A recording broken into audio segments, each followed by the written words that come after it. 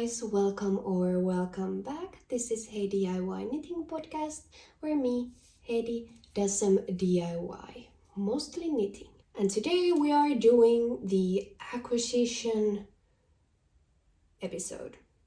I almost forgot the word, because I have somehow acquired quite a lot of yarn in a short period of time, and I want to share it with you. Let's go together on this imagination train and imagine what we could do with this yarn.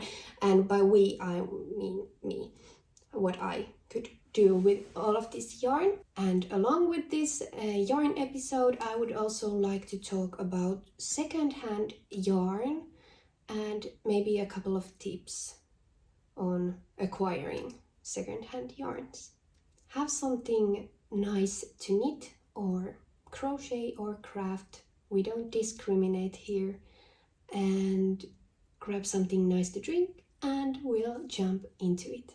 So this is my yarn cabinet, and as you can see, this is filled with yarn. Aside from this bowl here, all of the other yarns are gifted to me by my lovely friend Jenny, also known as Kotikotoni, a Finnish knitwear designer.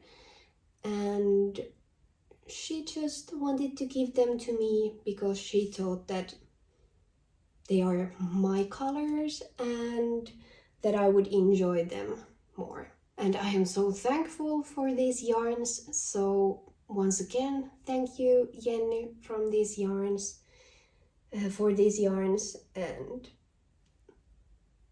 they are just, I can't wait to show them to you. What should I start with? I have this lovely deep petroleum colored mohair. There is a couple of balls, and it is deep petroleum blue color and knitting for olive soft silk mohair. Jenny also gave me this merino. This is quite a lot lighter, and this is the dusty petroleum blue colorway. It is just gorgeous. She has originally thought that these two would go together, and I think they would, but I might have other plans for this and this, because I think these would make a beautiful top. This beautiful grayish dusty blue would be perfect for a top.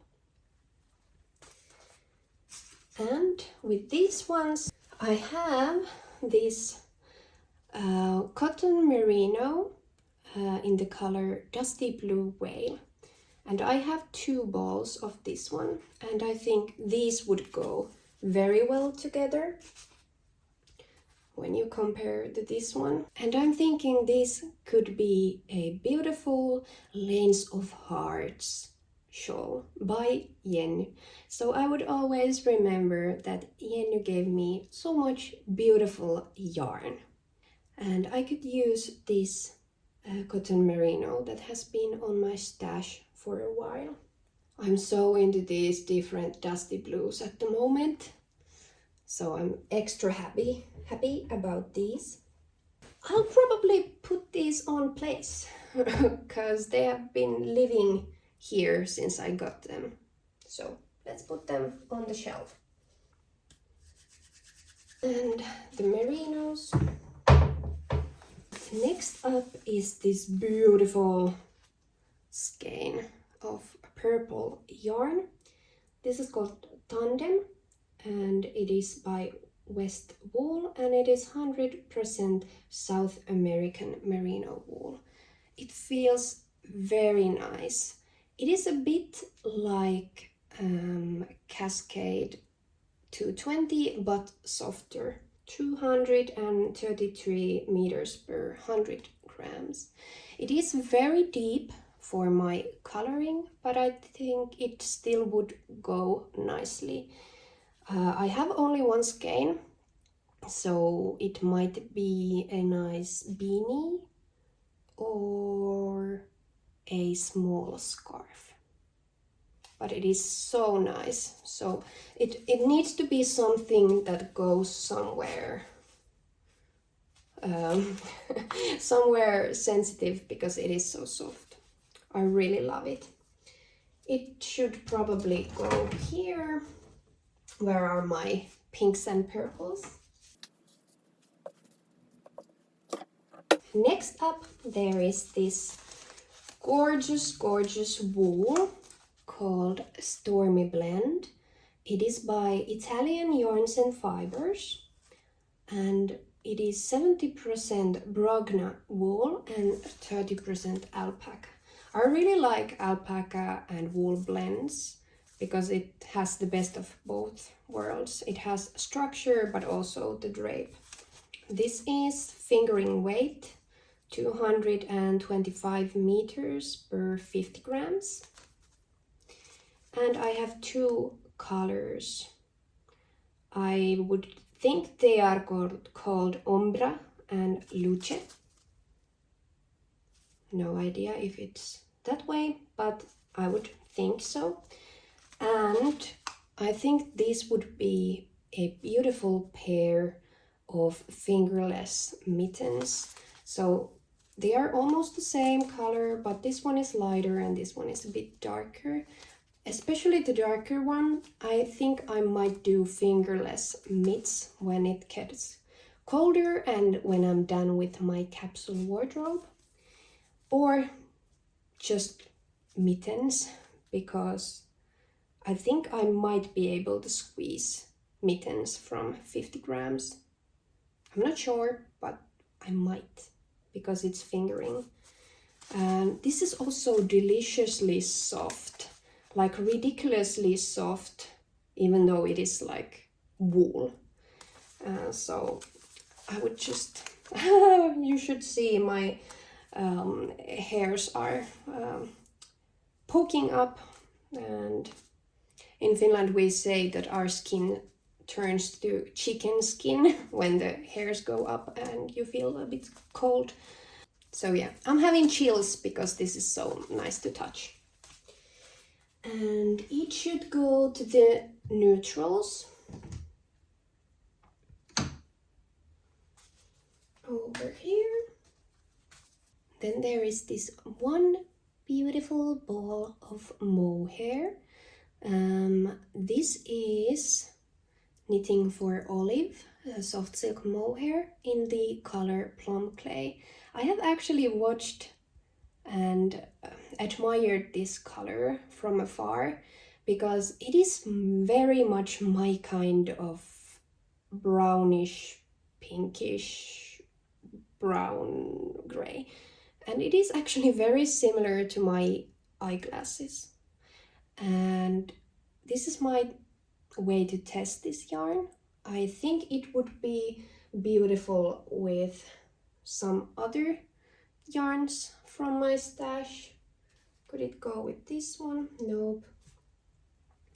But I'm not sure what to do with this one next. It might end up in some of my I'm planning on doing some big stash busting sweater with different tonal mohairs at some point. So this might go into that one. But for now, it goes here. Ooh, then there is this one. I have 4 skeins of the Albertine from Dererum Natura. And it is so gorgeous yarn, I just cannot. It is 90% wool and 10% silk. And it is so soft. And the color is gorgeous. It is called Chocolate Chout, and it is this beautiful, a little bit pinkish brown. It's like hot chocolate with a hint of pink. And I think this would be a perfect t-shirt Oh, the sun came to say hello, and now it's going back to the clouds. Perfect t-shirt or a top. I would love the Camisole number 9 or the T number 1 from My Favorite Things Knitwear, but I don't have enough for the T because I think it would need 6 or 5 and I only have 4, but this is also too much for the top. And I'm also not super into the very tight gauge. But I don't have to decide it now, but I think it would be a gorgeous, gorgeous tee. Oh, maybe it could be Tolsta fingering weight version. I need to check that one out. But yeah, I am in love with this color. It goes here with all of the pinkish, brownish, lilac-y stuff. There's also an option that I would get some mohair that is similar and do a Lento, because I could get Lento from 800 meters of yarn, so that is also an option. I know that Knitting for Olive has a kind of similar colorway. The rose clay is kind of close to this one. I used it for my Guernsey Genser with Sanneskaren Merino, but it could also work. Or then Anna ja Eila sells the Krea deluxe mohairs. They also have very similar kind of colorway.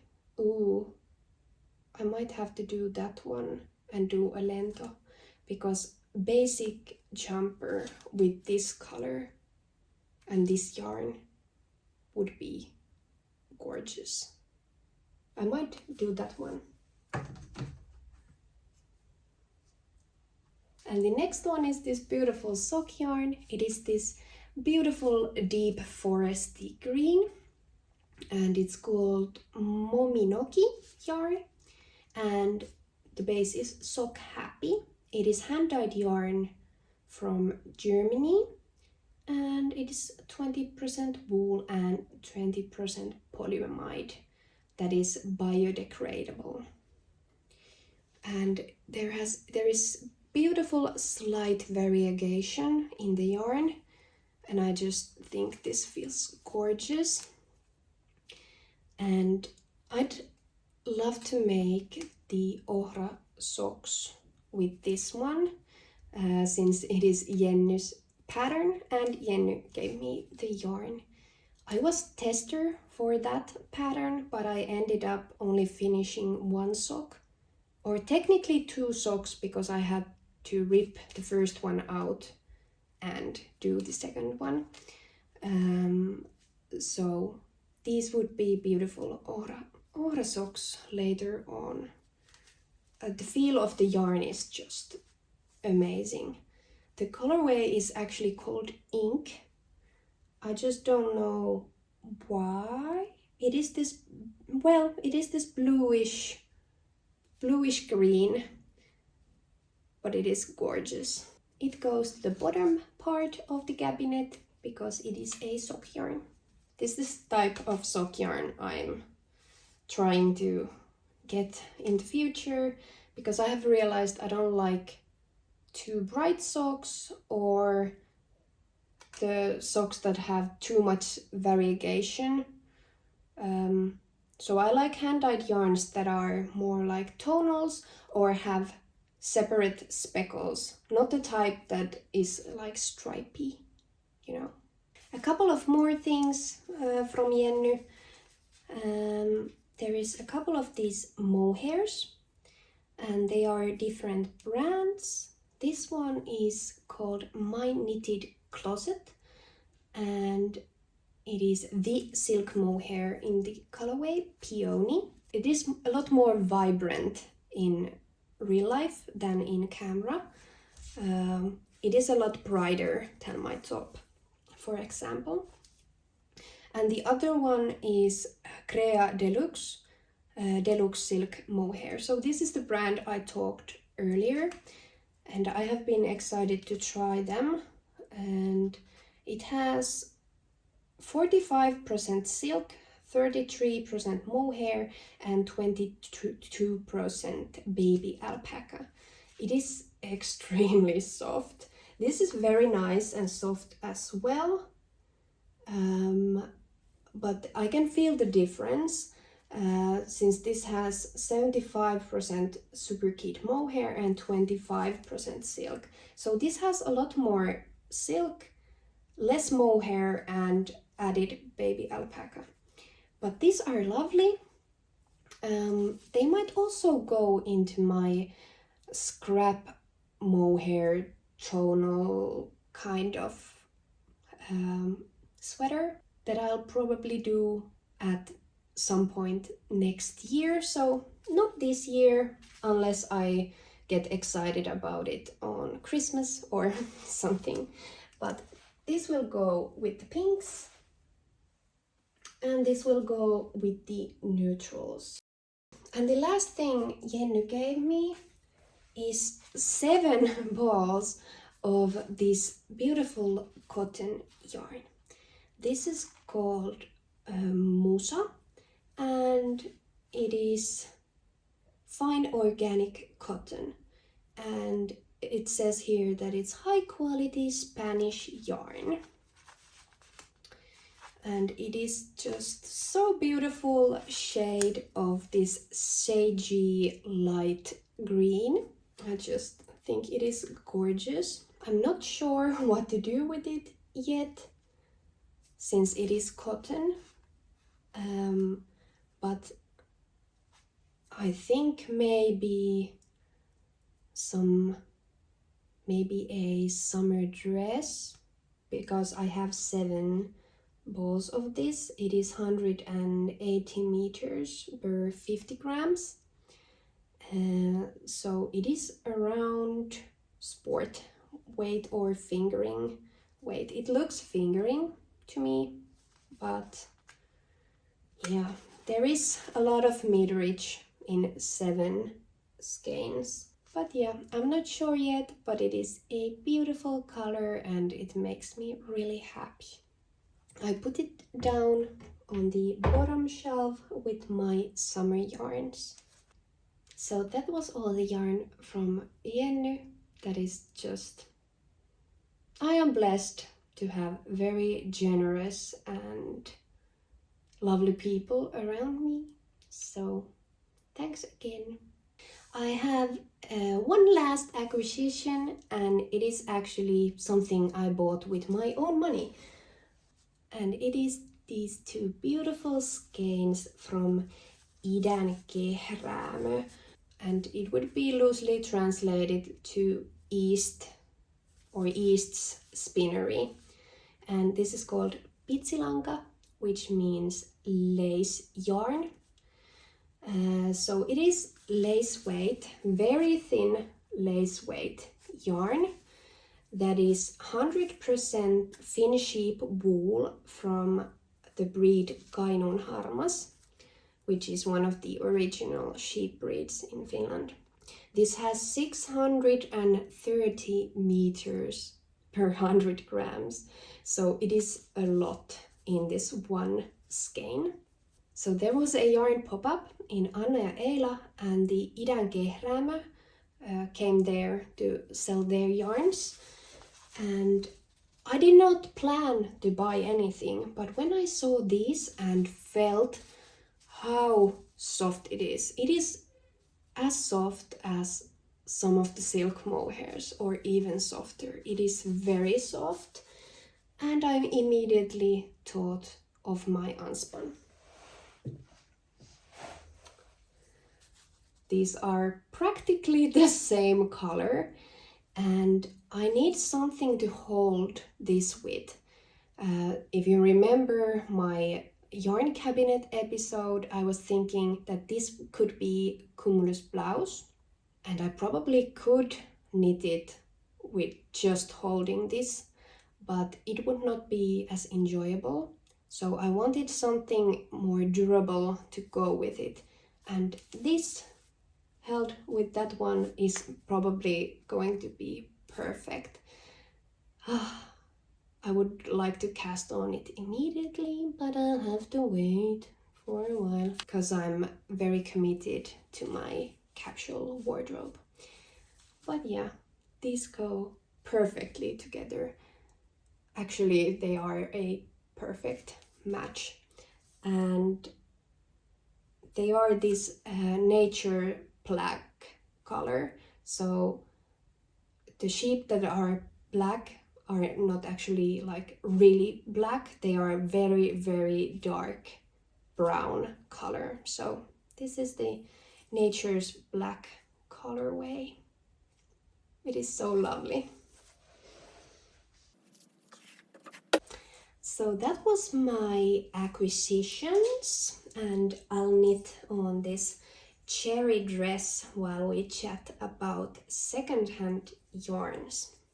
I know that I have been very fortunate to get yarn from a yarn brand or from my friends and so on. But I also have had like success on finding secondhand yarn. So I would just like to have a small little chat about secondhand yarn and ponder the place of buying yarn secondhand. So where you can find secondhand yarn, there are a couple of ways to find it. Maybe the obvious one is thrift stores. Sometimes there are very good quality skeins that are just laying there and they cost like $2. I have found secondhand yarn from the recycling center that was very good quality, and I have found yarn from Salvation Army. So it is always good to check these places. They usually have a crafts section or some kind of bin for the yarn and craft supplies. You don't always find something, but sometimes you can find a true gems from these places. Then there is always the places for thrifting online. At least in Finland there is this one second-hand thrifting site called Kässäkirppu, and it is very good for finding second-hand yarns and also fabrics. And sometimes there are really good quality yarns. For example, I have found this lamb's wool and alpaca blend from a Finnish farm, and also my unspun yarn from there. And it is a bit easier than going to thrift stores, since you can check what is there every day. And that is actually one key thing to making good thrift finds in regards to knitting and also in regards to clothing, that you have to go often enough, because the good things can go really quickly. So you just have to go regularly, and maybe sometimes you are the first one to see them. And thrift stores actually can be a place to find sweaters that are handmade or that are made in a way that you can unravel to knit and use the yarn you have. I have seen some people that have found some cashmere jumpers and they have unraveled the sweater and gotten this beautiful quality yarn from that. But there is a problem with knitwear that is bought from the store. Sometimes they are serged, so with a serger, and that means it breaks the fiber from the side, and it means that you will have like pieces of the yarn, so it doesn't work the same way. So if you are trying to salvage yarn from a sweater, you just have to see that there are no side seams that are serged. They can be sewn or it is knit in the round, but yeah. And then there is always yarn swaps. So you can swap yarns with friends, or you can take part in yarn swaps that are going on Ravelry, or maybe in knitting groups or that kind of stuff.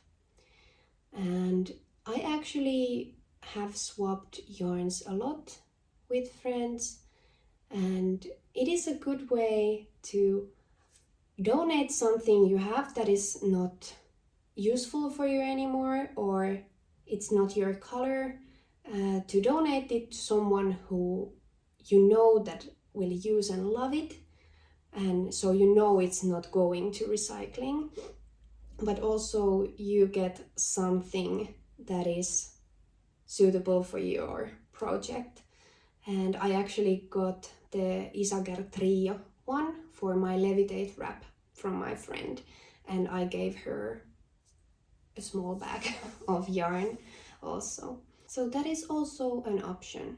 And I know that some people use Ravelry or Instagram to find a small amount of yarn that they ran out of or something.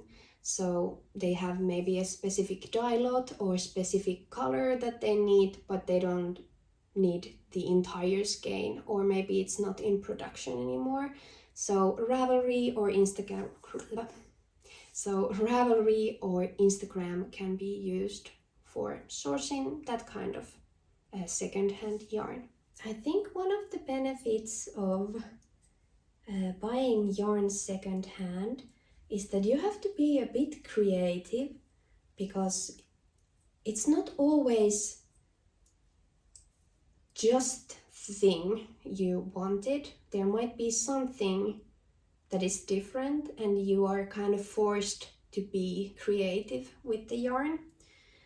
And there is also, it can be a problem if you just buy yarn because it's second-hand and then it's not usable for you. So of course we need to be mindful with second-hand purchases as well. Of course it is better for environment to use something that is already produced and it didn't get used by someone else, so you can use it.